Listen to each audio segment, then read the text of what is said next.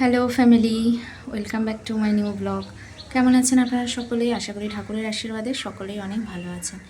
তো দেখুন, মেঘলা করে আছে আজকে কয়েকদিন ধরে, বৃষ্টিও হচ্ছে, মানে খুব একটা হচ্ছে না, কিন্তু মেঘলা ভাবটা যাচ্ছেই না।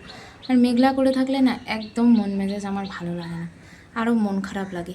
রোদ উঠলে, যতই কড়া রোদ উঠুক, গরম লাগুক, তাও রোদটাই ভালো লাগে। তো সকালবেলা চলে এসেছি আগে ঠাকুর ঘরে আজকে। এখন পুজো দেব, কারণ আজকে ননদের ডেলিভারি আছে। তো সেই জন্য আগে ঠাকুরঘরটা পরিষ্কার করে পুজো দিয়ে তারপর নিচে যাব। আজকে রান্নার কাকিমাও আসেনি, কাজের প্রচুর প্রেশার। আজকে যে ডেলিভারি হবে উনি সেটা জানতো না, আর না বলেই ছুটি করে, খুব ছুটি করে, সে বলার মতন না। আগে তো মাসে 4টে ছুটি নিত, এখন 6টা করে ছুটি নিচ্ছে। কী আর বলবো, তো যাই হোক, সব করতে হবে। চলুন দেখতে থাকুন। তো এই যে ঠাকুর ঘর এখন খুলে নিচ্ছি, আর ফুল নিয়ে এসেছি। ফুল তো আমাদের দিয়েই যায়, তো ফুল নিয়ে আসলাম। এই যে সব ফুলগুলো আমি ধুয়ে নিলাম। আর দেখুন, এই যে আমাদের গাছে কিন্তু আমও হয়েছে। এটা আমাদের গাছ, ছোট ছোট আমগুলো বেরিয়েছে। আর আজকে কিন্তু মেঘলা মেঘলা করে আছে, একদম ভালো লাগছে না, একদম মেঘলা, মনে হয় বৃষ্টি নামবে যখন তখন, এরকম লাগছে। আর আমি এই বাসনগুলো মেজে নিচ্ছি। এই যে দেখুন কি মেঘলা। তো এই যে হলো, আমার পুজো দেওয়া কমপ্লিট হলো। ঠাকুরকে ফুল টুল দিয়ে তাড়াতাড়ি করে পুজোটা করেও নিলাম।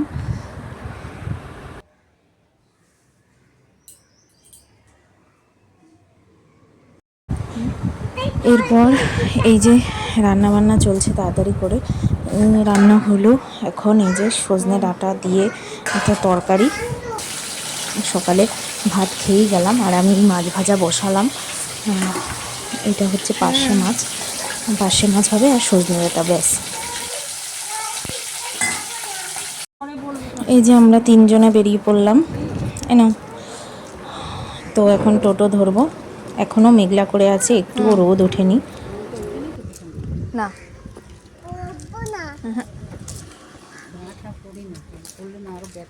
হ্যাঁ, কে দেখবো।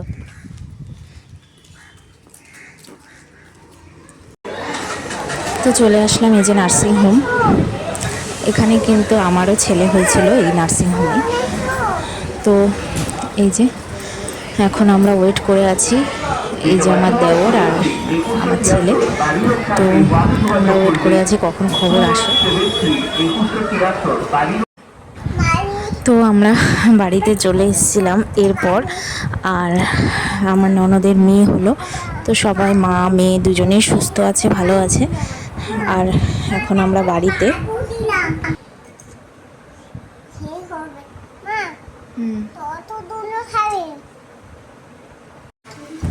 এরপর দেখুন সন্ধ্যা হয়ে গেছে, আমি সন্ধ্যা দিতে আসলাম, আর প্রচণ্ড ঝড় বৃষ্টি।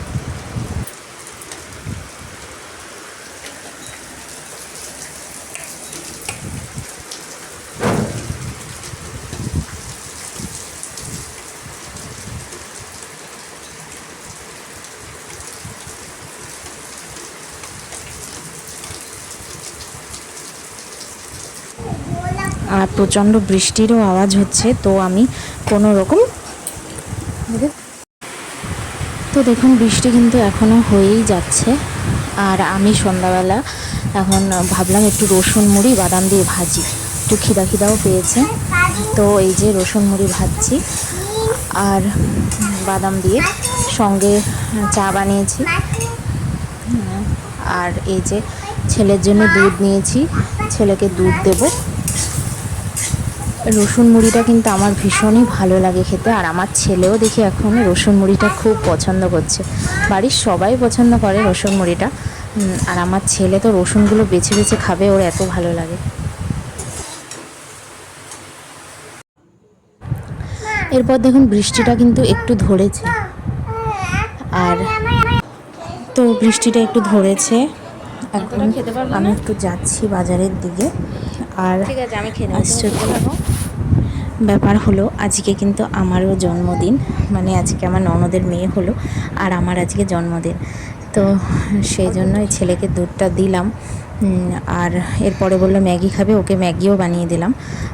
আমি এখন একটু বেরোচ্ছি, বললো যে একটু দুধ নিয়ে আসতে, মা বললো, আর পায়েস বানাবে। আমি বললাম দরকার নেই কিছু করার, বলছি না, তো সেই জন্য আমি একটু দুধ নিতে আসলাম।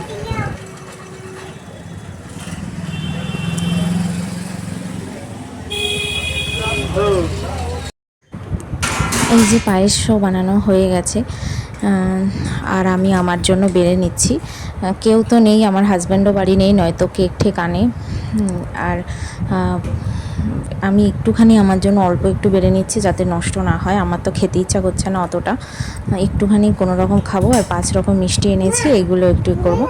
তো শাশুড়ি মায়ের কাছ থেকে আশীর্বাদ নিয়ে একটু পায়েসটা খেয়ে নিলাম। এইভাবেই কাটলো আজকের দিনটা। তো যাই হোক, আজকের ভিডিওটা আপনাদের কেমন লাগলো কমেন্টস করতে ভুলবেন না। সকলেই ভালো থাকবেন। এখন টাটা।